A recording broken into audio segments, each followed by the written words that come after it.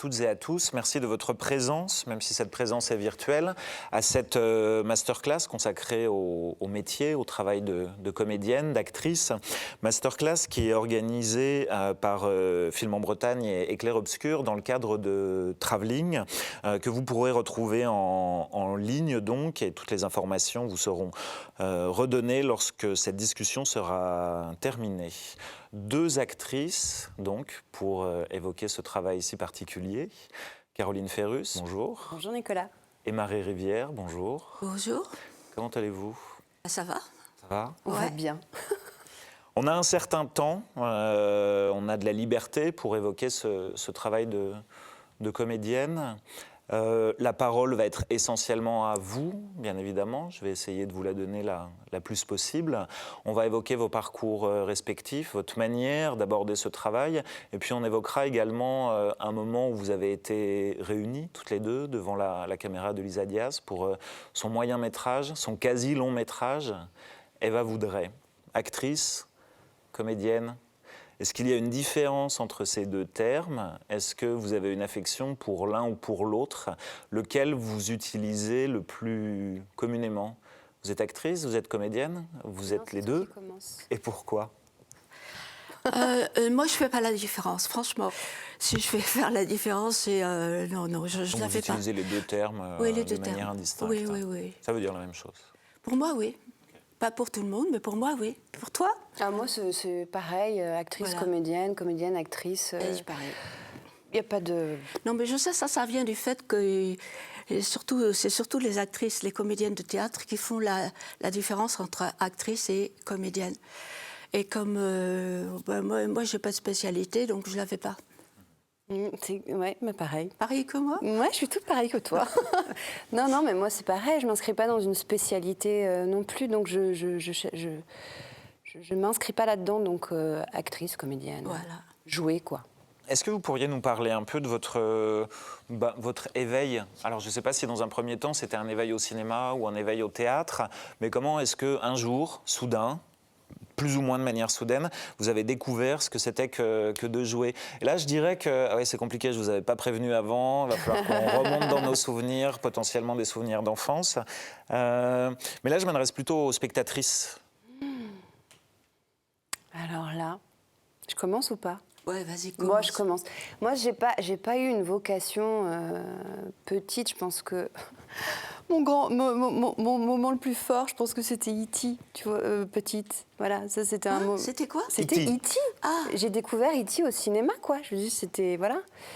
Et puis après... Et ça t'a donné envie? Mais non, ça m'a pas du tout donné envie d'être comédienne.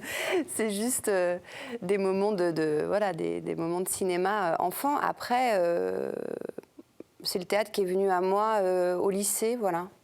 Et je pense que ça a été un endroit d'expression nécessaire. Toi, tu as commencé par le théâtre? Ah oui. Ah, beaucoup? Ouais. Le théâtre, après je suis allée en fac de théâtre. Ah, d'accord. Et ensuite, j'ai beaucoup travaillé dans l'animation artistique et l'événementiel pendant des années et des années. Et c'est là où j'ai appris mon métier aussi. Je faisais partie toute une bande d'artistes pluridisciplinaires et on crée des événements en fait, artistiques. Je crois que vous avez gardé ce goût du collectif en fait, par l'intermédiaire d'un collectif justement, Brut, sur lequel on reviendra tout à l'heure. Avec plaisir. Un collectif de comédiens? Oui. Ah, c'est bien ça. Une nantaise. C'est bien. Alors moi, c'est exactement le contraire. Moi, c'est trajet solitaire. Pas du tout... Et je trouve que c'est bien d'ailleurs de faire partie de collectif parce que c'est, je pense que ça doit aider beaucoup quoi, dans les moments de traversée du désert dont on parle des comédiens, d'être ensemble. Parce que j'ai fait surtout du cinéma et c'est vraiment quand même un travail de solitaire. Mais il y a tout un travail en dehors du moment où on joue devant la caméra qui va être le travail de rencontrer des gens, de sortir, d'aller... et ça, c'est un truc que moi, j'aime pas faire, mais qui est quasi indispensable, normalement, si tu veux réussir. Donc, il faut non seulement avoir envie de jouer, mais il faut avoir quand même envie d'avoir être un peu carriériste quand même dans ce métier. Ça veut dire que sortir avec des gens en vue, je parle du cinéma, quoi. Là. Et si tu fais pas tout ça, c'est assez rare que les gens viennent te chercher. Il y a tout un monde, c'est tout un monde comme ça, où on doit se montrer d'entre-soi aussi. Hein. Cet impératif de ce qu'on pourrait appeler les mondanités. Les mondanités. Et il y a beaucoup de... quelque part, en fait, moi, quand j'étais plus jeune, on me disait, mais tu n'y arriveras pas parce qu'il faut passer par là. Et on me disait même pire, à l'époque, maintenant, on entend beaucoup parler du MeToo et tout ça, balance ton porc. Mais à l'époque, les filles et les garçons, hein, je dis carrément, ils y allaient d'eux-mêmes, quoi. Et c'était évident qu'il fallait passer par là. Et moi, je disais, non, moi, je veux pas. On me répondait, mais tu n'y arriveras pas. Tout le monde se mélangeait, même, je veux dire, sexuellement, quoi. Et c'était une banalité acquise un peu par tout le monde. Et pour moi, c'était une horreur. J'ai eu la chance pour moi de rencontrer Éric Rohmer qui m'a épargné tous ses soucis. Puisqu'il était comme moi à ce sujet, mais sans ça, c'était reconnu qu'il fallait passer par là. Et je me souviens d'actrices, je ne vais pas le dire leur nom, qui allaient chercher les metteurs en scène de cette façon. Et c'est comme ça. J'ai toujours trouvé bizarre qu'on puisse obtenir un rôle de cette façon. Parce qu'en fait, tu fais cette démarche en tant que femme, comédienne. Comment c'est sûr que tu vas avoir le rôle déjà? Parce que tu as couché, non? Eh bien, il y avait beaucoup d'échanges physiques. C'était un accord tacite, quoi. Ça m'a toujours scotché, quoi. Après, c'est devenu plus rigoureux. Et il y a eu l'époque des agents, des directeurs de casting. Tout ça, ça a mis un petit peu un frein, mais ça a persisté très, très longtemps. Et moi, je ne voulais pas entrer là-dedans. C'est tonitruant comme début de discussion. Je ne pensais pas qu'on serait dans ces sujets-là aussi immédiatement. Mais malheureusement, il faut en parler, vous avez raison. C'est la vérité. Et c'est comme ça que ça se passait. Beaucoup, hein. Je suis désolée, mais peut-être, évidemment, à notre époque, on conteste ça beaucoup. Et heureusement qu'on le conteste. Mais c'était donnant, quoi, souvent. Dans c'est pour ça que j'appuie en plus le fait que j'ai eu la chance de ne pas avoir tombé sur ces écueils-là qui peuvent être dramatiques pour une actrice et qui l'ont été pour certaines qui commençaient. Ça a été dramatique pour elles de ne pas vouloir franchir le pas et de devoir renoncer au métier d'actrice. Ça a été dramatique pour beaucoup. J'ai retenu plusieurs choses de ce que vous venez de dire. Le nom d'Éric Rohmer a été cité tout de suite. Vous avez aussi parlé de solitude. Parce que moi, j'ai eu cette grande chance-là de tomber directement sur quelqu'un alors que j'étais très jeune, qui n'a pas cherché ça et qui a, au contraire, qui m'a donné toute la valeur que j'avais en moi. Et ça a été une grande révélation. J'ai eu une chance inouïe, je dois dire.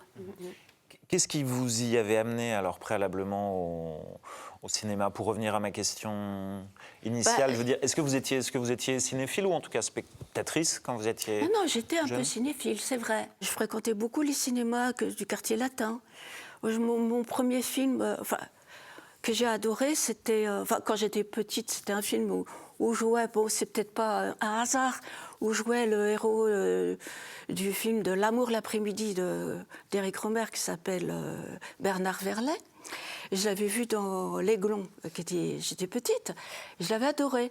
Et c'est pas non plus un hasard qu'une fois, je vois L'amour l'après-midi, je vois ce mec, et je tombe en pamoison à nouveau devant lui, et j'adore ce film L'amour l'après-midi, et je contacte Rohmer, et il me répond, et c'est magique, parce que tout à coup, c'est vraiment une histoire magique qui se concrétise, quoi.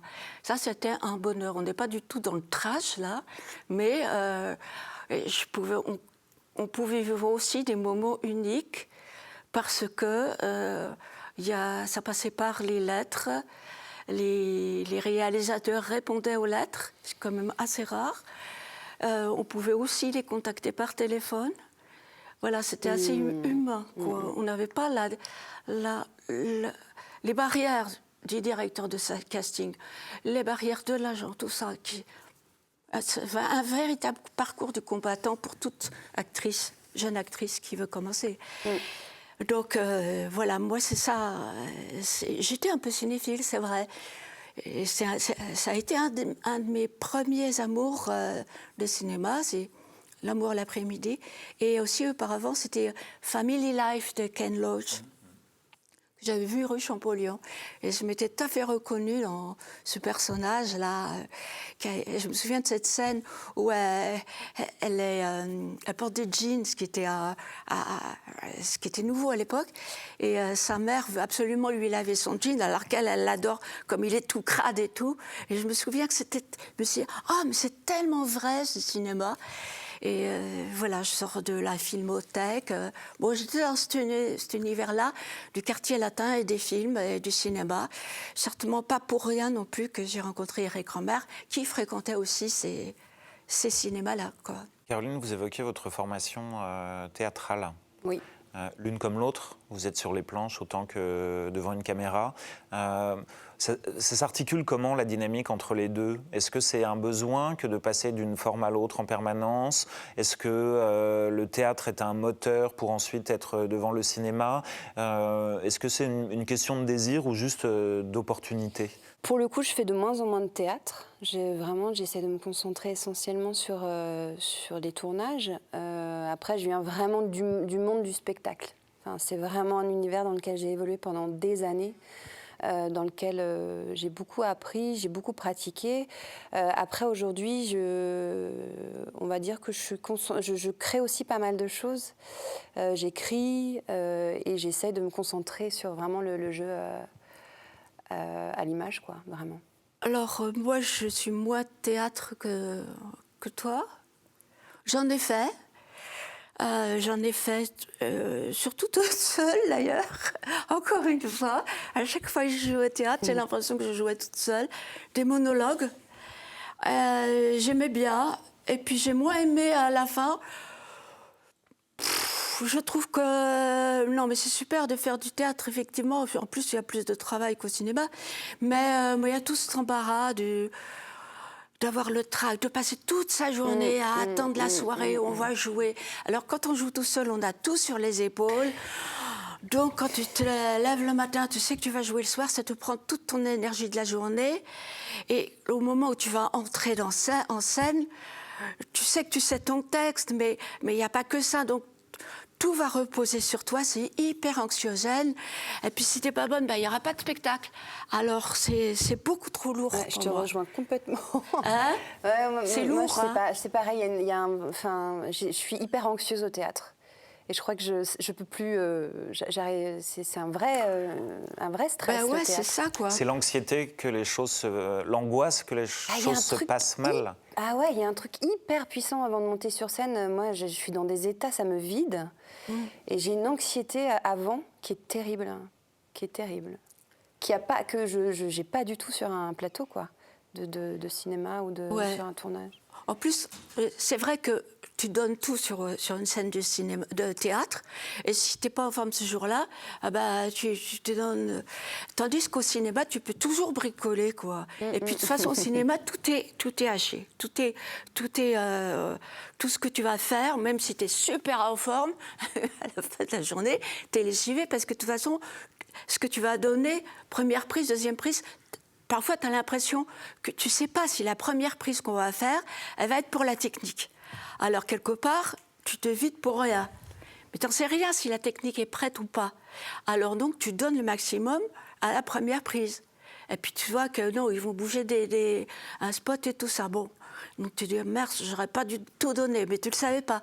Donc la deuxième, tu redonnes. Et la troisième, tu redonnes tout pareil. La quatrième, tu es fatigué. Et justement, là, tout le monde est bien prêt. Et toi, tu es fatigué. Alors, tu as l'impression d'être la dernière roue du carrosse à ce moment-là, parce qu'on dit, bon, alors, allez, on y va, tout ça. Alors, si l'acteur, à ce moment-là, il est un peu fatigué, tout ça, il n'a pas le droit, quoi. Il faut qu'il l'assure, quand même. Donc, il y a une fatigue, quand même, là-dedans. Mais, en même temps, tu sais jamais le résultat. C'est le montage qui est royal au cinéma.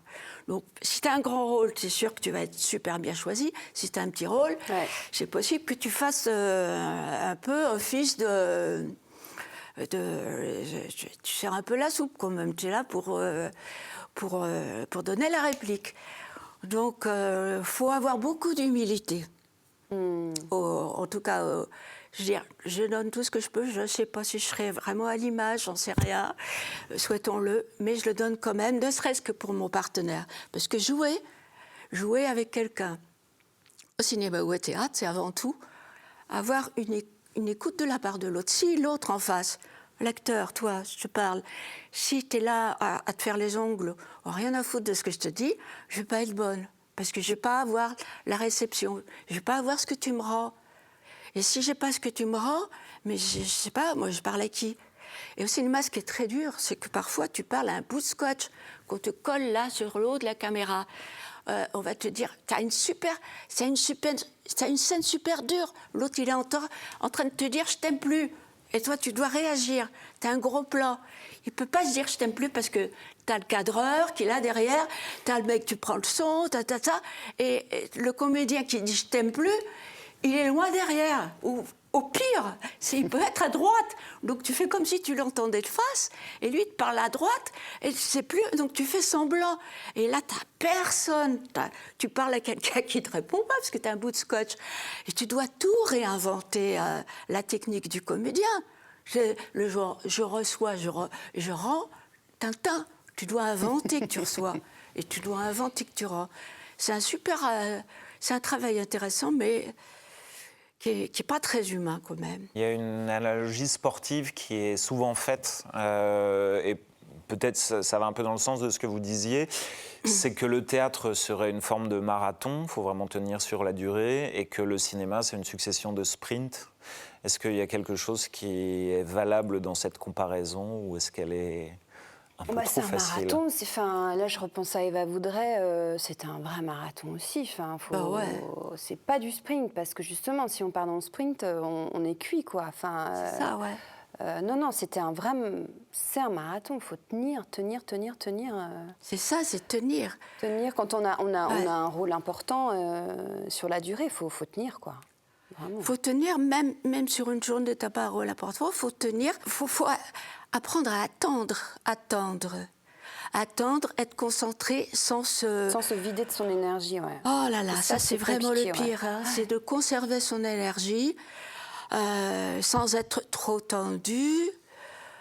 C'est un sacré marathon, un peu invisible pour les autres. Ouais. Ouais, c'est vrai. Et comment on fait justement pour la garder, cette concentration, alors que le temps est parfois un peu flottant sur un plateau de tournage, justement? On doit garder en tête, on doit être responsable en fait de notre rôle et faire en sorte que personne nous parasite. On peut répondre aux gens qui passent et qui nous parlent, mais garder c'est une responsabilité vis-à-vis de l'équipe, du rôle, de la confiance que la personne a mis en nous. Parfois, on peut arriver très tôt sur un plateau et tourner à 16h, 17h notre scène, quoi. Donc, faut tenir. Ouais. Faut tenir et rester bien concentré, ouais. Bien concentré et pas tendu, pas. Pour moi, ça a été beaucoup de travail. Je suis passée par des cours, en fait, qui sont un peu les méthodes de Strasberg, Stanislavski, pour apprendre justement ça, qui m'ont beaucoup appris. Il y avait Christine Boisson, il y avait beaucoup de gens. Et apprendre, en fait, à tenir l'énergie sans être trop tendu. C'est-à-dire, au moment où on va tourner, on ne sait jamais quand. Qu'on n'est pas justement super crispé dans le truc ou complètement dispersé, quoi. C'est un vrai travail qui est invisible aux autres, qui nous est complètement intérieur et donc personne ne se rend compte. Ils ne se rendent pas compte du boulot qu'on fait intérieurement. Ouais, c'est vrai. Mais ça l'est, quoi. Tu trouves pas? Si. Marie, vous évoquiez ce qu'on pourrait appeler un peu la machinerie du cinéma. C'est-à-dire que quand vous êtes devant une caméra, il n'y a pas qu'une caméra. Il y a une équipe entière. Il y a tout un travail qui est fait pour que le plan ressemble à ce que veut le réalisateur ou la réalisatrice. Ouais. Bon, là, par exemple, on est dans un cadre de télévision. Il y a de la lumière, on est maquillé. Il ne faut pas trop qu'on sorte de notre axe, etc. J'ai l'impression qu'il y a mille choses auxquelles penser. Sur un plateau de tournage de cinéma, ça doit être encore pire. Est-ce que vous éprouvez le besoin de connaître en permanence quel est le cadre, quel va être le mouvement, est-ce qu'on voit vos pieds ou pas, etc. Est-ce que vous avez besoin de connaître toute la dimension technique, à commencer par la dimension plastique de l'image? Ou est-ce qu'au contraire, vous préférez l'oublier? Bah, ça me paraît essentiel. Enfin, moi, ça me paraît essentiel de comprendre, évidemment, de connaître dans quelle valeur de plan on est. Où est-ce que ça se joue Enfin voilà, si, évidemment. Il y a un travail passionnant aussi sur un plateau, justement, quand on attend. C'est de voir un peu comment les choses se font, comment les choses se fabriquent. Enfin, moi, je trouve ça passionnant et fascinant aussi d'intégrer tout ça. Ça me paraît essentiel. Et Marie, d'ailleurs, on y reviendra après peut-être, mais sur Eva Vaudrey, moi, je l'ai vachement observée. Elle a une connaissance hallucinante de la technique, quoi. Enfin, Moi mais carrément. Ah si, vachement, mais parce que, bon, voilà, elle a un parcours... Connaissance de la technique? Oui, d'un plateau, des lumières, de plein de choses. Tu sais très bien ce qui se passe. Mais non, mais... tu sais, elle sait très bien ce qui se passe, Marie. C'était super pour ça. Elle a un parcours tellement... Je ne sais pas précisément sur quoi tu fais allusion, mais en fait, c'est vrai que moi, j'aime bien être libre dans le cadre, mais en même temps, mieux vaut savoir, mieux vaut se renseigner sur le cadre qu'on te colle, parce que si tu sens bien libre, tu joues, et après le chef-op il dit non mais attends, arrête, te bouge pas là, tu sors du cadre parce que là je suis au 50, tout ça machin, ah putain il te casse le mec. Donc mieux vaut savoir, je demande avant maintenant. Parce qu'ils ne te mettent pas forcément au courant. Hein. On va passer au 50, on va se rapprocher, tout ça. Qu'est-ce que c'est le 50? T'en sais rien du tout, toi. Et après, on vient de dire, tu fais ça avec ton bras, mais tu sors, tu vois pas. Alors, ben, je dis, bah ouais, mais il fallait me le dire avant, quoi. Alors maintenant, je me renseigne. Je suis cadrée Comore, je préfère savoir. Comme ça... je me prends pas des vents, quoi, au moment... Non, mais parce que ça te... Ils se rendent pas compte de ce qu'on est en train de faire, quand même. Ouais. Moi, je n'ai pas forcément de connaissance du cadre et tout. Bon, enfin, je tiens compte du mec... S'il est à la perche, j'aime bien autant savoir. Quand j'ai fait une super scène, je suis super contente, on dit... Ça, c'est ça, bien, on arrive au fond, le mec, perche, faut recommencer la prise. Non, mais j'aime autant savoir, quoi. Ouais. Et puis même, moi, je me souviens aussi d'expériences sur des tournages où tu viens juste pour une journée sur une série où ça va très très vite, tu as juste un rôle à jouer très rapide. Il n'y a pas de temps, hein, donc il faut que tu te poses sur le plateau, que tu vois où se trouve la caméra. Enfin, c'est quand même aussi, c'est des informations qui sont importantes à avoir, quoi. Et puis parfois, on ne te les donne pas forcément, tu sais pas très bien. C'est ça. Et c'est un peu... La vérité. C'est un peu paniquant, quoi. Est-ce que vous parliez par exemple d'une série dans laquelle vous avez joué dans la deuxième partie des années 2000? Caroline? Ah, sur Kaamelott? Oui, c'est à Kaamelott que je pense. Non, pas du tout, parce que Kaamelott... non, je parle vraiment de cet exemple de... je dis tu, hein, je sais, pardon. Vous, on a un rôle, voilà, t'es pris sur une journée dans une série qui se tourne, un petit personnage, un rôle, et tu fais que passer, quoi. C'est dur, ouais. Ça, c'est dur. Il faut choper tout de suite comment ça fonctionne au niveau technique. Ok, d'accord, le cadre, il est là. Voilà. Ça, voilà, c'est pas évident. Après, sur Kaamelott, non, c'était autre chose. C'était plus une aventure longue, donc... C'est une aventure qui a duré 4-5 ans? Qui a duré 4 ans. 4-5 ans, ouais. Je suis allé me balader un peu sur Internet à ce sujet. En fait, votre personnage a quand même beaucoup de fans. Ouais. Je pense que le grand public vous identifie aussi grâce à cette série. Est-ce que vous pourriez nous parler un petit peu plus en détail de cette expérience? Donc, tout va vraiment plus vite quand on est dans le cas de la télévision, de la série. Est-ce qu'il y a vraiment une différence importante sur les tournages par rapport au cinéma? Là, en plus, c'était un format court au tout début. C'était du 3 minutes. Il fallait qu'ils en tournent, je pense, on était autour de... Ça allait au niveau du minutage utile. On devait être peut-être, je pense, à 6-7. Voilà. J'ai tourné sur des séries récemment. C'était entre 10 et 12 minutes utiles par jour. Donc là, c'est 2 prises et puis voilà quoi.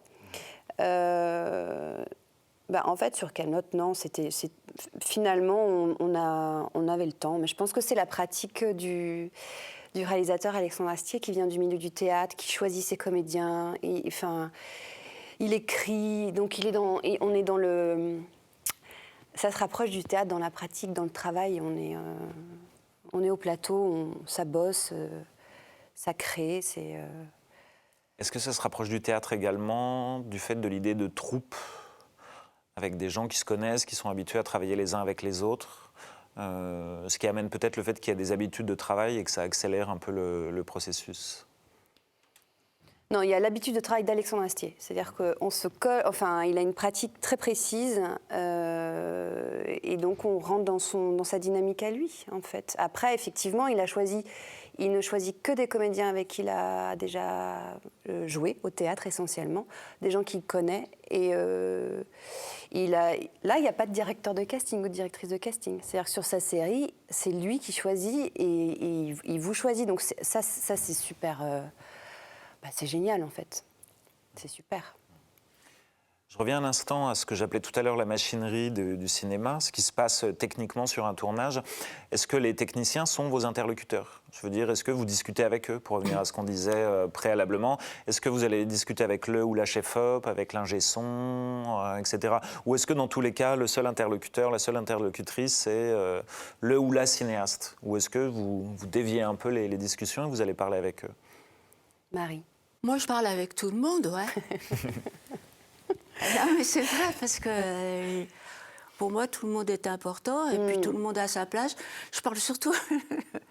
Non, je parle beaucoup avec même surtout ce qu'on appelle les derniers postes, parce qu'il y a une hiérarchie que je trouve insupportable dans le milieu du cinéma sur les tournages. C'est-à-dire il y a des postes qu'on considère davantage que d'autres, alors que tout le monde est là à les mêmes horaires et tout le monde est fatigué. Il y a, je pense par exemple aux habilleuses qui sont super mal considérées. Il y a des tas de postes qu'on considère moins. Et je suis absolument contre tout ce qui est hiérarchique. Donc je m'en vais plutôt parler justement, précisément, aux postes qu'on considère les moins. Mais je vais parler aussi surtout au chef-op, parce que de toute façon, le chef-op, il n'est pas à vendre. Même tu peux parler avec lui ou pas, il va bien faire son boulot. Non, mais sans déconner, il va bien faire son boulot. Je suis absolument ravie d'avoir travaillé. Alors je redis encore une fois, avec Simon, mon fils, sur Antoinette dans les Cévennes de Caroline Vignal, parce qu'il m'a fait super joli. Ah ouais. Et c'est un mec qui est super discret. J'adore les gens qui sont discrets comme ça, quoi. Non, moi, je parle avec tout le monde. Et par contre, la réalisatrice ou le réalisateur, j'apprécie beaucoup que ce soit elle ou lui qui vienne, quand il a quelque chose à dire qui ne va pas, qui vienne le dire. Plutôt que ce soit le mec à la technique, l'ingé son, s'il trouve que tu ne parles pas assez fort, qu'il ne t'entend pas sur un truc, ils viennent te le dire. Ça te casse vachement plus, parce que tu te demandes si le réalisateur est d'accord sur le coup, tu vois, c'est le courant. Ou le cadreur qui vient te dire, tu sors, je trouve appréciable que les techniciens passent par les réalisateurs ou la réalisatrice, et que c'est elle qui fait le tri, c'est elle qui dit, je vais dire ça à l'acteur, ou pas, ou non, ça va l'encombrer. Je pense que c'est bien que ce soit la personne qui est à la réalisation, ce soit elle qui prenne la responsabilité de ce qu'il faut dire à l'acteur au niveau technique. Parce que ça peut gêner beaucoup d'actrices. J'ai vu des actrices être gênées, par exemple, par des cadreurs, qui venaient leur dire « Ouais, mais là, tu vois, tes pieds, là, ils emmerdent. C'est chiant, quoi. On les voit dans le cadre. Là, tu peux pas mettre tes jambes comme ça. » Donc, l'actrice est super coincée, gênée, elle se fait ça, et elle s'embarrasse de trucs qui sont pas forcément nécessaires. Donc, c'est à la réalisatrice ou au réalisateur de prendre l'option, c'est lui qui est responsable de son acteur et pas personne d'autre. Oui. Non, mais t'as raison. Oui, bien sûr, ouais. Voilà. Et ben pourquoi j'ai dit ça? Je voulais dire un truc. Parce que tu parlais à tout le monde. Tu disais que tu parlais à tout le monde sur un plateau. Moi, je parle à tout le monde, oui, parce que je suis contre les hiérarchies et j'aimerais qu'il y ait plus... C'est un travail d'équipe, mais il y a quand même beaucoup de rivalité de toute façon partout. Et même entre les acteurs, attendez, parce que quand même entre les acteurs, laisse tomber, quoi. Hein? Quand tu as un petit rôle, ou même ou quoi, quand tu es deux, attendez, vous êtes deux dans le cadre, dos au cadre, il y en a toujours un. Et c'est pas celui qui a le plus petit rôle, c'est généralement celui qui a le grand rôle dans le film. C'est-à-dire celui que vous allez voir partout dans toutes les séquences. Vous êtes deux, eh ben, il va toujours prendre la place où il sera face caméra. Et si, pour peu que vous ayez le malheur que ce soit lui qui commence ou elle à parler, il va se face caméra. Vous arrivez dans le champ, vous êtes obligé de parler comme ça ou comme ça, voire pire. Il y en a même, et c'est des stars hein, qui vous commandent, ils vous tournent de façon à ce que vous soyez de dos et eux de face. C'est de la maladie à ce niveau-là. Et je ne vais pas citer les noms parce que les mecs... Mais c'est des stars, hein, je peux vous le dire. Et bien, plus t'es star, plus t'as envie d'être dans le cadre. Ça, c'est lamentable. C'est pas du cinéma, c'est pas de l'art. On oublie le côté artistique, mince. Ces situations de conflit, on les trouve souvent sur un plateau, celles que vous venez de décrire, par exemple, je veux dire, entre acteurs, hein. mais aussi, je trouvais ça intéressant ce que vous avez décrit juste avant sur ce qu'on pourrait appeler les injonctions contradictoires, c'est-à-dire que tel technicien va vous dire une chose qui ne sera pas forcément la même consigne que le réalisateur va vous donner, en fait. Est-ce qu'on se retrouve souvent sur un plateau comme ça, embarrassé, parce que finalement, on ne sait plus quelle autorité suivre? Non, mais personnellement, moi, je m'en arrange parce que j'ai un certain nombre... Ça a beaucoup d'expérience. D'années de vol. Bah oui, évidemment. Mais généralement, si ça se passe comme ça, je vais dire à la réalisatrice, écoute, moi, je préfère que, tu vois, les techniciens te demandent avant, parce que moi, voilà, c'est une règle que j'aimerais bien qu'on ait. C'est comme ça. Mais là, les techniciens ne posent pas tellement de problèmes, en fait. En plus, surtout quand c'est des jeunes, je ne vais pas les cafeter, hein, ça certainement pas. Parce que je suis là pour aider aussi tout le monde. Puis je me fiche un peu. Mais je sais qu'il y a des gens, des actrices, que ça gêne. Mais je parle plutôt là des échanges qui se font entre acteurs dans les prises qu'on tourne. C'est pas si facile que ça. Tout ce qu'on a à prendre les cours, c'est vraiment très idéalisé. Hein. Sur les plateaux, c'est quand même, si je pouvais être, mais il y a quand même beaucoup, si je pouvais être, qu'on me voit moi, quoi. C'est beaucoup ça, quoi. Et c'est regrettable. Vous parliez tout à l'heure, Marie, de votre rencontre avec Éric Rohmer. Vous avez joué dans de nombreux films d'Éric Rohmer. Je pense que personne ne l'apprendra en nous écoutant. Je pense que le cinéma d'Éric Rohmer ne serait pas exactement le même si vous ne l'aviez pas accompagné sur de nombreux films. Le premier film que vous avez tourné avec Rohmer, c'était Perceval le Gallois, je ne me trompe pas, à la fin des années 70. Entrer dans le cinéma de Rohmer, c'est entrer dans un monde, quoi. Je veux dire, c'est entrer dans une langue, c'est entrer dans un rapport à la mise en scène. Comment tout ça s'est fait? Est-ce que c'est quelque chose qui vous a semblé très naturel ou est-ce qu'il a fallu que vous appreniez le Rohmer? Non, très naturel. Parce que c'est un être très, très simple et précisément très naturel, qui ne passe pas par des artifices, qui n'est pas mondain. Et qui est à l'écoute beaucoup. On était tous une bande de gens très jeunes. Fabrice Lucchini, Ariel Dombal, Pascal Augier, moi-même, André Dusselier avait un peu plus d'expérience. C'était un truc, c'était inouï. Et ça a été tellement... pour nous tous, c'était une dimension humaine énorme. Bah, donc tu étais en troupe là, toi qui disais que tu avais beaucoup un parcours... C'était une troupe d'amis, Oui. d'amis tout autour de lui, dont il était le centre. Et c'est vrai que ce que vous racontez pourrait venir comme un paradoxe avec le terme de solitude que vous employiez plus tôt. Bah, c'est quand vous êtes tout seul face à la caméra que vous êtes, vous vous démerdez. Mais avec Eric, c'est pas la même technique. Il va pas vous mettre un bout de scotch pour vous dire là c'est ta partenaire. Jamais, parce qu'il veut du truc vivant, du vrai truc, du truc où il y a du répondant. Et je pense particulièrement à une scène de Rayon Vert où il y a cette jeune actrice qui est en face de moi qui s'appelle Carita. Et je dois dire, cette scène, elle a existé avant tout à cause de l'écoute que j'avais de cette jeune femme. C'est une jeune Suédoise. Moi, on m'aurait collé un bout de scotch pour avoir un peu plus mes yeux de face. Mais où est l'intérêt? L'intérêt, c'était ce que votre interlocuteur, quand il vous écoute, ce qui suscite en vous. Et ce que ça a déclenché, l'existence de la scène.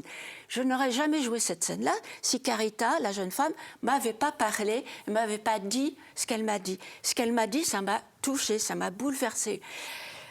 Donc j'ai produit une scène bouleversante.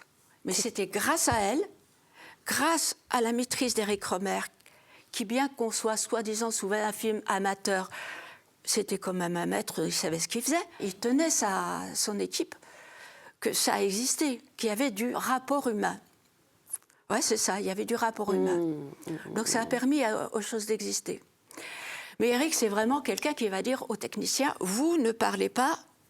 Ça, par contre, il va interdire un gesson, cadreur, n'importe, s'il voit faire ça, et il hurle, hein, parce qu'il ne sait pas, lui, il ne savait pas parler, pour ça qu'il ne parlait pas d'ailleurs, valait mieux pas, il hurle.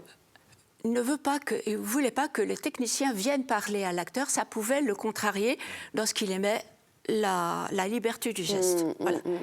Un acteur, tout de suite, ça contracte. C'est comme c'est comme un coquillage, vous mettez un... Voilà, vous lui dites quelque chose, c'est comme un acide que vous jetez sur une huître, il se contracte. Il se rétracte. Et il le sent ça. Donc, il voulait pas, il voulait que ça passe par lui. Et qui viennent dire. Mais il n'était pas plus pédagogue qu'un autre, seulement il voulait que ça passe par lui. Je crois qu'il voulait avant tout être maître de tout aussi. C'est ça, c'est un parce qu'il capitaine n'était pas à bord. très pédagogue non plus. Hein. Parce que des fois, je me suis pris des vents, mais alors grave. Hein. Genre, t'es pas bonne, là. Parfois, vraiment, non, mais parfois, t'es excellente, mais là, vraiment, tu peux être capable du pire. Voilà, comme ça. Alors ça vous casse aussi. Hein. Mais comme vous connaissez la personne, oui, à l'aise. Tout ça n'est pas simple, mais moi, je reconnais que j'ai eu une chance inouïe, cette rencontre-là. C'est une rencontre merveilleuse qui m'a formée en tant qu'être humain aussi. Hein. C'était ma vie, quoi. Vous parliez du rayon vert tout à l'heure. Il me semble que le rayon vert, c'est un peu une exception, dans le sens où tout n'était pas écrit avant, comme avait l'habitude de procéder Rohmer, et que le rayon vert a été beaucoup improvisé au tournage. Et c'est à cet égard, d'ailleurs, que vous êtes crédité comme co-scénariste ou co-dialoguiste. Enfin, que là, vous avez été vraiment dans la création du film. Est-ce que c'est un film à mettre à part parmi ceux de Rohmer dans lesquels vous avez joué ? C'est juste au niveau des dialogues, puisque les dialogues, ils ne sont pas écrits, c'est moi qui parle. Et les autres films, évidemment, c'est son texte. Et son texte, il faut le respecter à la ligne, même si c'est des choses qui sont impossibles à dire. J'avais une ligne dans Conte d'automne, mais vraiment, c'était ma copine, je lui disais un truc du genre, j'ai des ennuis avec mes enfants. Là, elle me disait, la fille. Je lui disais, ouais, moi aussi. Dans la vie, j'aurais dit, ouais, moi aussi. Tu parles avec Eric, il fallait dire, sur ce point, je suis ni moins bien, ni mieux loti que toi. Laisse tomber, quoi. Mais tu dis ça. Sur le rayon vert, toutes les scènes, tu les c'était improvisais... super dur à dire. Ça, c'était Conte d'automne. Donc, c'était son écriture à lui, ses dialogues à lui. Sur les rayons verts, non, c'était free. C'était libre. C'était sur la prise, tu vraiment t'improvisais Oui. en fait, complètement. Oui. Ah ben, je savais de quoi ça parlait quand Oui, même. oui, tu savais. Parce que le sujet, c'était la solitude. Et c'était un thème, un de ses chers thèmes favoris, parce qu'il l'avait beaucoup connu aussi. Et bon, quelque part c'est lui, quelque part c'est moi. C'est un mélange. Alors, vous avez consacré un documentaire également à Éric Rohmer. Ça m'incite à vous demander, question un peu tarte à la crème, mais pour rebondir et allergir, ouais, une bonne grosse tarte à la crème, là, préparez-vous. Est-ce que ça démange pas un peu de temps en temps, quand on est devant la caméra, de passer derrière et je me dis en fait que pour l'une comme pour l'autre, en fait, cette démarche, elle est un peu entamée. Mais je reviens dans un premier temps sur ce documentaire que vous avez consacré à Éric Rohmer. Est-ce que vous pourriez nous en parler un petit peu ? C'est pas un documentaire d'ailleurs, déjà, c'est des images un peu random, un peu qui vont au hasard. Ma motivation première, c'était avant tout, aussi naïvement, c'était de lui faire plaisir. De lui faire plaisir à ma façon, parce que je naïve et... oui, naïve. Il ne m'a jamais reproché d'être naïf, donc c'était assez agréable. Donc je lui ai demandé un jour si je pouvais être naïve, c'est-à-dire le filmer. Et écoutez, il a dit oui. Alors à partir de ça, je l'ai filmé. Puis après, j'ai eu envie de le filmer avec les acteurs avec qui nous avions commencé. Je dis nous parce que lui aussi, il a commencé une nouvelle vie à partir de Perceval avec Fabrice Lucchini, Ariel Dombal, toute une bande de jeunes gens. Alors qu'avant, c'était vraiment des acteurs qui prenaient pour ces films. Et là, c'était une famille. Moi, je dis pas, je suis allée tout de suite, j'ai eu envie de faire ça et d'aller retourner vers ces origines-là. Donc, j'ai fait... j'avais envie qu'on revive ça, et puis c'est un moment où il était... Oui, c'était quasiment la fin de sa vie, mais je ne l'apercevais pas comme la fin de sa vie. Et parce que peut-être que je ne voulais pas voir, j'en sais rien. Et donc je voulais revivre ça et vivre ça. Et je voulais lui faire plaisir, je voulais le filmer le mieux possible. Et qu'il soit content de ce que je fais. Moi, j'étais contente. Alors, toujours, je lui montrais les images. Et je sais qu'il regardait toujours dans sa télé pour voir s'il était encore beau. Et c'est... On reste toujours jeune, en fait. C'est-à-dire, on reste toujours à regarder si on a encore quelques beautés dans les yeux quand on parle. J'ai toujours... voilà, je voulais raconter mon amour pour lui, pour tout ce qu'il m'a donné, ma reconnaissance pour cet être. Et on vous renvoie souvent à Éric Rohmer, aux nombreux films que vous avez tournés ensemble. Est-ce que c'est pas un peu trop systématique ? Je pense par exemple à une discussion que j'ai lue hier et que je vous évoquais avant que cette masterclass ne se déroule, une discussion entre vous et un cinéaste très romérien, Guillaume Braque. Et il s'adresse à vous en disant « toi en tant qu'actrice romérienne, etc. » Et vous le coupez et vous lui dites « bon, en fait, j'aime pas que tu utilises cette expression en permanence. Pourquoi ? Parce que c'est trop réducteur de vous cantonner à Rohmer ?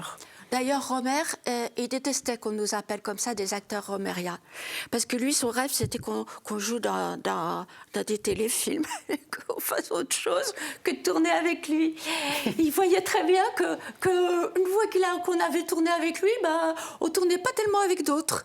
Et alors, ça contrarie beaucoup, quoi. Mince, alors, pourtant, elles sont bien, mes actrices. Ouais, mais les gens, ils croient, Eric, que nous, on parle comme ce que t'écris, là, des dialogues dans la... C'est comme pas facile à dire, hein. Et bien, ils croient qu'on parle comme ça, donc nous, ça nous enferme. Oui, mais non, moi, je trouve que les gens, ils parlent comme ça. Bon, de toute façon, j'étais sûre de lui. Donc, mais il voyait bien quand même que c'était pas facile pour nous, la suite. Donc, il voulait pas qu'on nous appelle des romériens. Et c'est vrai que c'est très difficile de sortir de ça et que ceux qui s'en sont sortis, précisément c'est Lucchini, parce qu'il a fait beaucoup de présentations seules de textes et qui s'est pris en main, tout ça. Ariel, parce qu'elle fait beaucoup de chants, de la télé, tout ça. Mais sans ça, on n'échappe pas à cette étiquette. Ça, c'est une étiquette... et d'ailleurs, ce qui est très gênant pour moi, c'est que tous les réalisateurs, actrices, avec qui j'ai tourné, très souvent... Te font la référence. Ouais, c'est ça. La couleur romérienne, même si j'apparais, je sais pas, 5 minutes, quoi. Et je me dis, ça va être pénible pour les réalisatrices et ça doit les gêner dans leur choix. Du coup, ils n'osent pas me prendre, quoi. Et ça me gêne, quoi, qu'on leur renvoie ça. Même si, consciemment, certaines réalisatrices me prennent parce que je suis... pour elles, une référence à quelque chose qu'elles ont beaucoup aimé chez Romer. Il y a beaucoup de gens qui m'ont employé chez Romer. Ça a aussi été une source d'emploi. Oui, oui. Une source d'emploi pour moi, c'est vrai. Mais qu'on méprise simplement sans mon passé, je vois 0 film, en fait. Zéro film. Vous me facilitez les transitions, alors c'est absolument parfait en fait, mais on a commencé à parler de Lisa Diaz. Ah non, mais c'est parfait, c'est génial. Mais juste avant, il y a quand même un cinéaste en fait qui m'intrigue dans l'appel qu'il a fait à vous, c'est Michael Hirst. Michael, qui était l'invité de Travelling il y a 2 ans, pour lequel vous avez tourné plusieurs fois. Michael, il a écrit Montparnasse. Montparnasse, il y avait une séquence qui était absolument dédiée au rayon vert. Avec une fille qui joue un peu mon rôle, mais d'une façon tout à fait différente. Moi, j'adore Michael. Voilà, c'est une référence, mais écoutez, moi, je suis tellement heureuse d'avoir fait tout ce que j'ai fait que vraiment, en fait, je suis bien contente, hein, tiens. Non, mais c'est vrai. Moi, j'aimerais qu'on me prenne pour des rôles un peu où je fais un peu plus ma folle. Plus ta folle? Ouais, parce que je fais pas tellement ma folle, je suis très... C'était quand même très, très cadré. Hein. Lui, prenait le cinéma liberté, mais finalement, il fallait pas trop déroger à une certaine règle dont on s'était imprégné pendant des années. Hein. Un certain quant à soi, hein. Mine de rien. Alors, on en discute un petit peu d'Eva Voudray, mais préalablement, en fait, Caroline, je voulais vous renvoyer une question que j'avais déjà lancée tout à l'heure. En fait, c'est le fait de désirer passer derrière la caméra. Ah oui, c'est vrai. Pour vous, c'est fait, Marie. Et en fait, Caroline... non, hein. Moi, j'ai pas fini. Moi, ce que je fais, c'était simplement... C'était pas une histoire de passer derrière la caméra, c'était une histoire de filmer Eric Romer. C'est autre chose. Faire un film. Non, pas forcément. C'était des cadeaux. Alors, aussi innocent que ça peut paraître, c'était des cadeaux. Mais passer derrière la caméra, c'est avoir toute une conception d'un scénario et d'en venir à bout et de passer à la réalisation. C'est-à-dire faire de l'écriture et de réaliser. Faire de l'écriture de scénario, je m'en sens tout à fait incapable et j'admire vraiment les gens qui passent leur temps à faire des scénarios. On leur renvoie le scénario, ils le font 20 fois. Moi, je trouve il y a une tyrannie à ce niveau-là pour les jeunes réalisateurs et les réalisateurs tout court de devoir remettre sans arrêt leur travail. Ils passent des années, voire 4-5 ans, à écrire un scénario.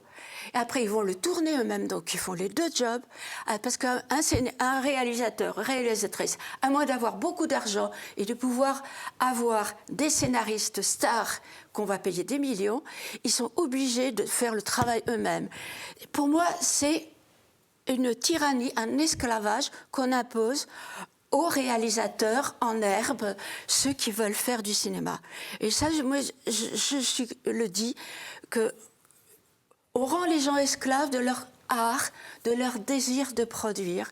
Et quelque part, on va les dessécher de ce désir-là. On va les en appauvrir. On va leur renvoyer leur scénario une fois, deux fois, trois fois sur des détails, sur des trucs qui sont pas forcément et qui vont pas forcément prouver qu'ils vont être un bon réalisateur.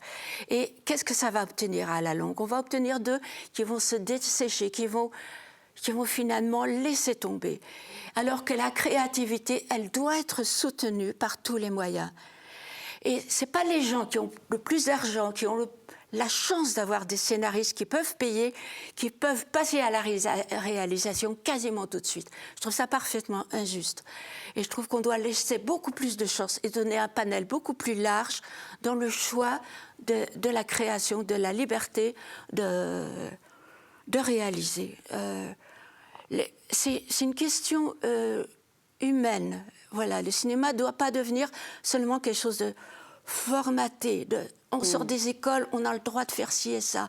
C'est cadré, c'est toi. Tu fais ton scénario, il doit être comme ci, comme ça. C'est pas vrai, c'est pas vrai. On doit laisser beaucoup plus d'inventivité et surtout donner aux gens, aux jeunes, la liberté d'être, d'exister. Et on aura de belles choses, je veux dire, à ce moment-là.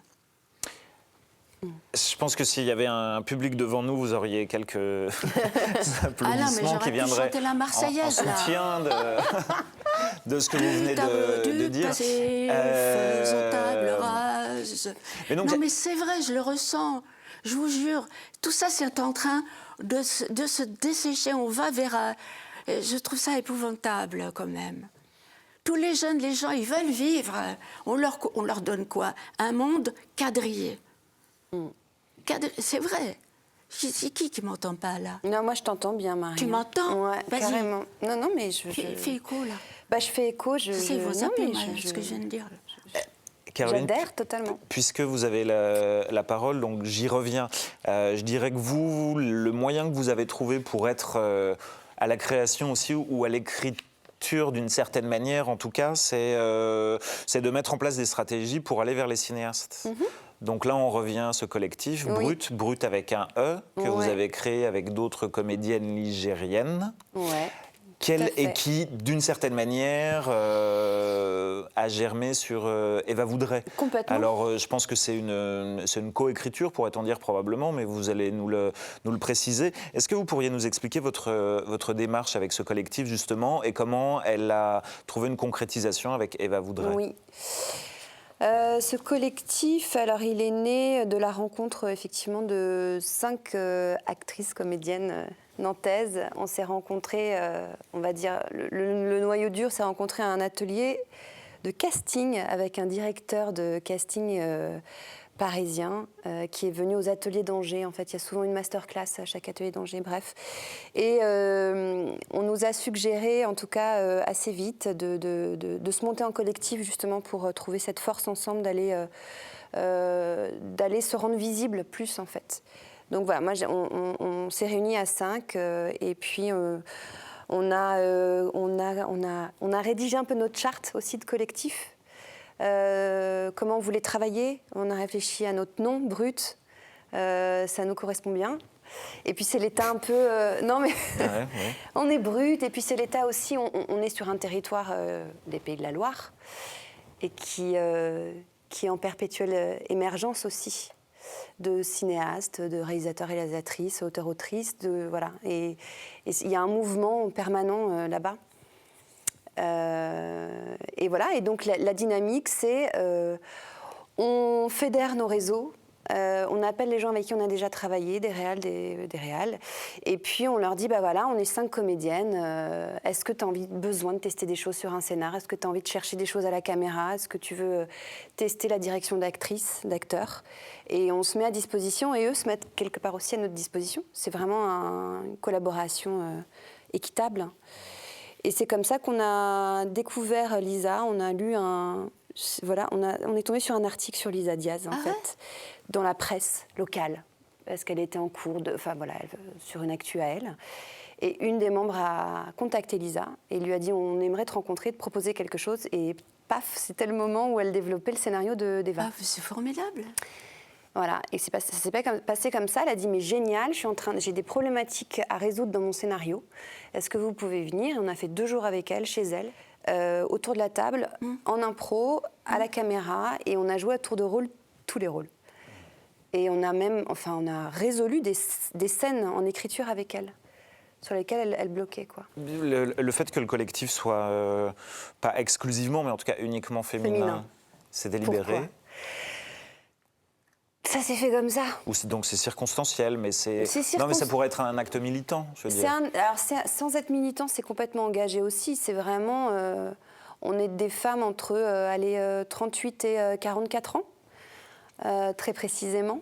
Donc c'est un âge où ça bascule aussi pour la représentation des femmes à l'écran. Déjà? Oui. Et donc ça, c'était un vrai travail à faire aussi. Il y avait un vrai travail à faire là-dessus, quoi. Donc oui, c'est un collectif qui reste engagé sur ça aussi. Et on est bien pour le moment entre femmes, en tout cas. Donc Lisa Diaz, on connaît son travail depuis un petit moment. Elle a réalisé un certain nombre de courts-métrages, de documentaires et de fiction. Elle fait aussi beaucoup d'ateliers, d'actions pédagogiques. Ouais. Et vous jouez toutes les deux dans Eva voudrait. Donc Marie, vous êtes la mère. Oui. Et Caroline, vous êtes la fille. Vous avez 2 scènes ensemble. Ouais. 2, 3. Bon, j'aurais dit une. Mais non, mais on a la scène... on a oui. une scène on a 2 séquences toutes les deux, et puis une autre séquence avec la grand-mère. C'est C'est ça. vrai. Ouais. Oui, 3 séquences. Ah ouais, super. Ouais, elle est super. Un rassemblement de générations, pourrait-on dire. Ouais. Ouais. Alors, comment est-ce que ça s'est passé, justement? En fait, le film de Lisa est très libre. Il agglomère des moments de fiction, des moments documentaires. Il y a des acteurs qui ne sont pas des acteurs professionnels, d'ailleurs. Je pense à un agriculteur, par exemple, dans une scène de café qui est assez jolie. Visiblement, vous aviez une marge de manœuvre qui était quand même assez grande au tournage. Pour les scènes conjointes, les scènes que vous avez ensemble, comment est-ce que tout cela s'est passé? Dans quelle mesure c'était très préparé, ou dans quelle mesure elle vous a lâché toutes les deux en vous donnant un canevas global, et puis après, à vous de jouer? Bon, déjà, on s'est rencontrés. Ouais, on s'est rencontrés à un café à Paris. Carmont-Parnasse. On s'est vus en amont pour voir... Ouais. Marie m'a dit, vas-y, lis un peu, que je t'entende parler. Moi, je t'ai dit ça? Ouais, parce qu'on a découvert les séquences ensemble. Ah, d'accord. Et on a fait une petite lecture comme ça sur un café. Tu m'as dit, vas-y, Oui, c'est ça, vas-y, sur une terrasse de café. je veux t'entendre parler. Et du coup, voilà. Ah bon? Et moi, j'étais... T'étais timide? Ouais, j'étais timide. T'étais timide de moi? J'étais intimidée, impressionnée. Mais Oh, t'avais pas l'air timide, ouais. Non, mais enfin voilà. Et puis tout de suite, il y a eu une adhésion avec elle, évidente, je trouve. Non, mais c'était très simple au tournage avec toi. Hein. T'as pas fait de complications. J'ai pas fait de complications. Non, C'était mais... agréable, ouais. C'était agréable. Ouais, ça c'est. Parce que moi, je ça s'est bien débarquais passé. quand même sur le film. Elle tournait depuis je sais pas combien de temps. Ouais, on était sur les derniers jours du tournage, Ouais. la dernière période du tournage.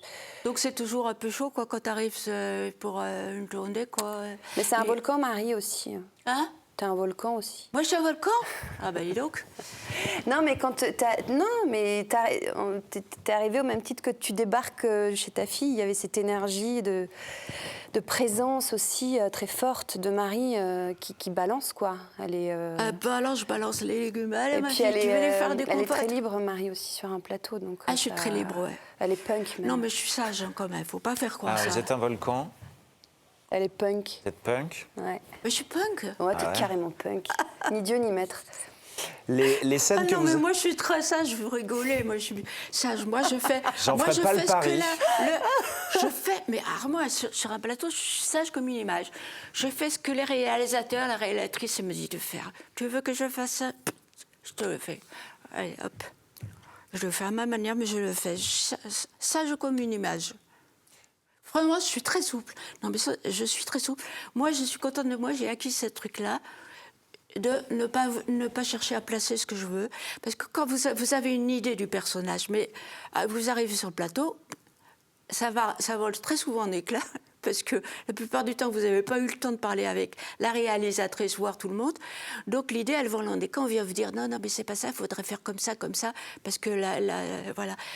Ah oui, d'accord. Donc il faut pouvoir changer sur le coup. Et moi, je suis bonne quand même là-dedans, de pouvoir abandonner mes idées préconçues sur le personnage et de faire tout à fait autre chose.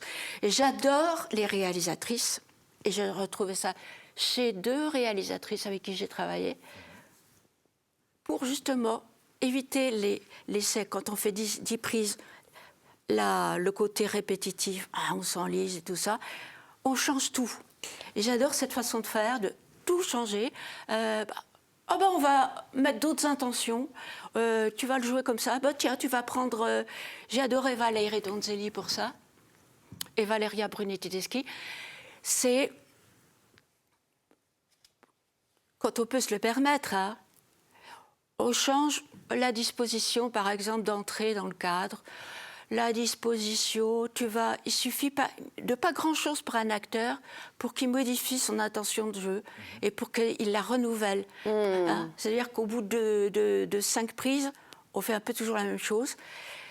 Si vous avez devant vous un réalisateur, une réalisatrice qui est aussi actrice, c'est royal pour un acteur, parce qu'il sait ce qui se passe dans la tête de l'actrice. Comme c'est le cas pour les 2 que vous avez Pour les cités. 2 que je viens de citer, précisément, comme par hasard, elles sont actrices également. Donc, elles savent ce qui se passe dans la tête de l'acteur, de l'actrice. Il y a un peu la redondance, on répète tout ça. Donc, elle va vous proposer, en tant que réalisatrice, de faire autre chose. Tiens, au lieu de passer par là, tu vas passer par là. Des trucs, tiens, au lieu de faire ça, tiens, tu vas dire ça, tu vas prendre ce document. Pour casser une mécanique, le piège de la mécanique, quoi. Le piège de la mécanique, ils le connaissent.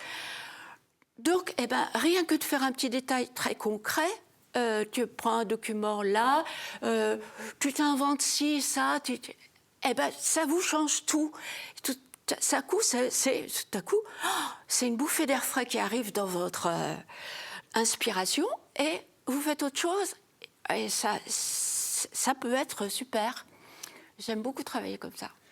À propos de disposition, les scènes dans lesquelles vous jouez ensemble dans Eva voudrait sont assez différentes dans leur configuration. Je pense par exemple au moment où on vous voit pour la première fois ensemble, où votre personnage est un peu bougon, un peu plus qu'à l'accoutumée, quoi. C'est normal, elle s'est pris... oui, c'est normal. Voilà. Un peu quoi ?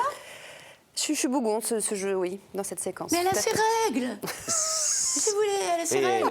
Elle est bougonne parce qu'elle a ses règles. Mais n'en disons pas trop, pour ceux qui n'auraient pas vu le film. Ça, c'est toute la scène. Ne dis rien, Marie, ne dis rien. Oui, mais enfin, c'est pour ça. Faut pas dire que t'es bougonne, elle est super sympa, normalement. Dans la vraie vie, ouais. Après, son personnage, ça se discute.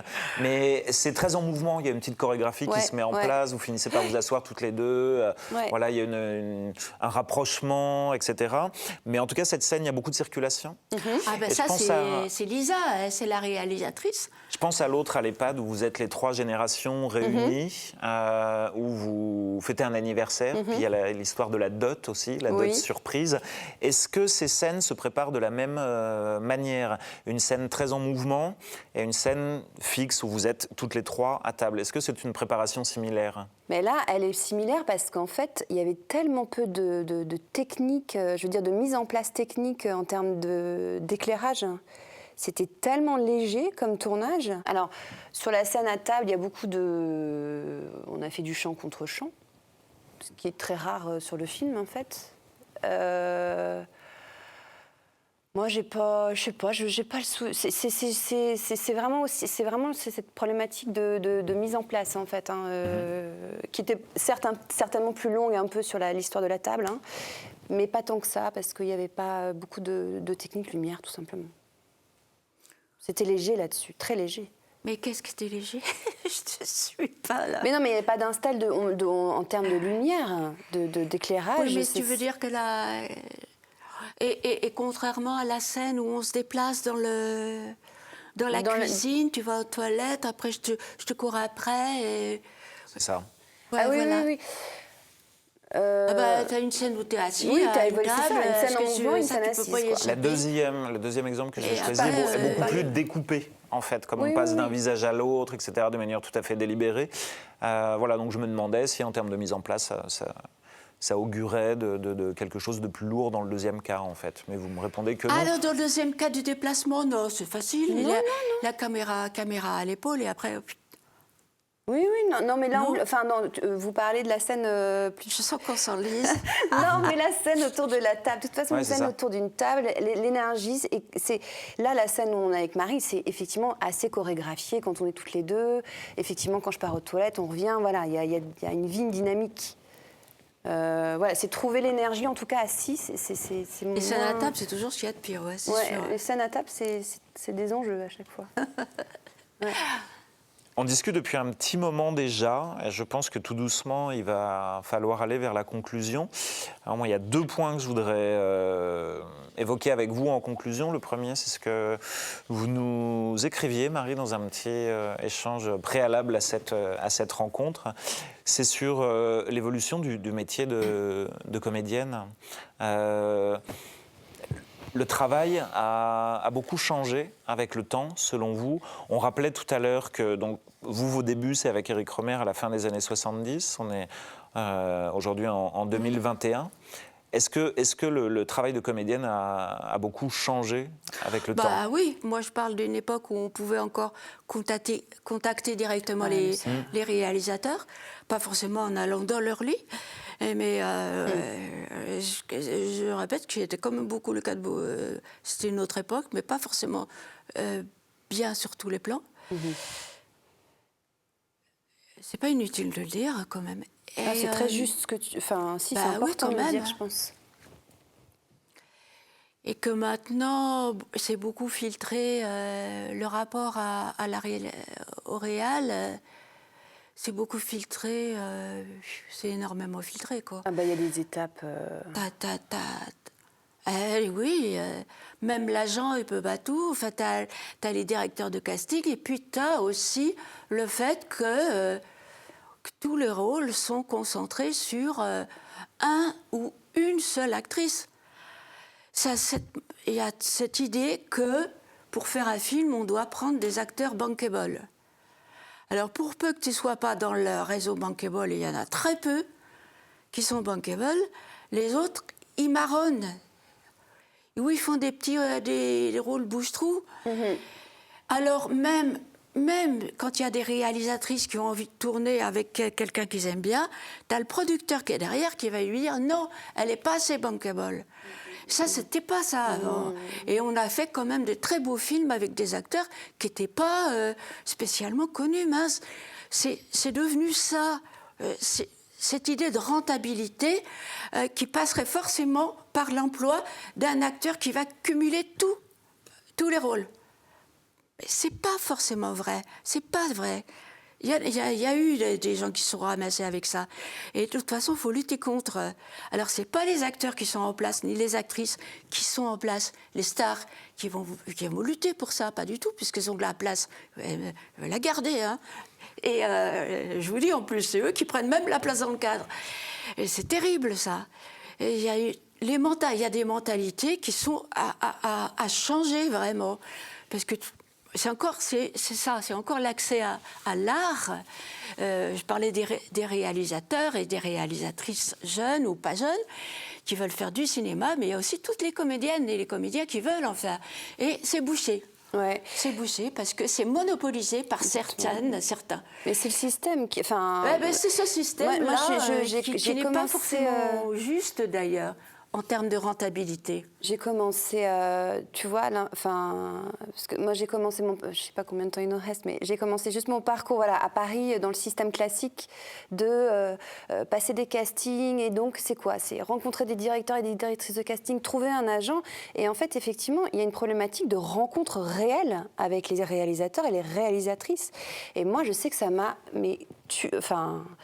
ça m'a étouffé, ça. Enfin, c'est une mécanique qui est juste rude, quoi. Et la réponse à ça, c'est le collectif brut. Je pense que c'est ça qu'on veut, c'est aller chercher la rencontre réelle. Faire en sorte que les choses viennent de votre initiative. Pas forcément de notre initiative, mais qu'il n'y ait plus de... Il faut que les réals les réalisateurs et les réalisatrices aussi, peut-être aussi, et cette dynamique de mieux rencontrer les comédiens et les comédiennes, de mieux les appréhender, d'aller voilà, parce qu'il y a toujours cette étape de directeur, directrice de casting, quoi. Tu parles des rôles qui sont des petits rôles. Parce que les grands rôles, de toute façon, d'emblée, ils se font vraiment en amont. Ils se font avec la prod. Oui. Et c'est la production qui va déterminer le rôle. Et je veux dire, quelque part, il n'y a plus le choix. C'est une politique d'argent et de diffusion aussi des films après dans les salles. Ouais. C'est pourquoi les films, ils restent... Pourquoi il faut qu'ils soient rentables? C'est parce qu'ils ne vont pas rester longtemps dans les salles. Donc il faut qu'ils rentabilisent tout de suite. Et c'est aussi ce système de distribution. Avant, les films pouvaient rester 3 semaines et on allait les voir. Maintenant, il reste quoi? 1 semaine, 5 jours. Donc, c'est le système de production qui serait à remettre en cause. Mais de toute façon, c'est un système général. Tout le monde, l'argent va à l'argent. Et c'est une mécanique qui est anti-artistique, en tout cas, anti-développement humain. On est quand même des centaines qui peuvent vivre avec ça. Chacun doit pouvoir sa part d'exister au niveau artistique. Ça ne doit pas être seulement représenté par quelques personnes qui prennent tout l'argent sur le film. Vous en parliez tout à l'heure, en fait, on vous a vu effectivement récemment dans Antoinette dans les Cévennes. Vous avez parlé aussi du fait que... Oui, mais moi j'adore ça. Que vous venez de travailler aussi avec Valérie Donzelli. Donc moi, ça m'incite à vous poser la question de votre actualité. Enfin, quels sont vos projets, sur quoi êtes-vous en train de travailler? Et aussi de vous poser la question de la réalité de votre travail depuis 1 an, c'est-à-dire depuis le début de la crise sanitaire, en fait. Ouais.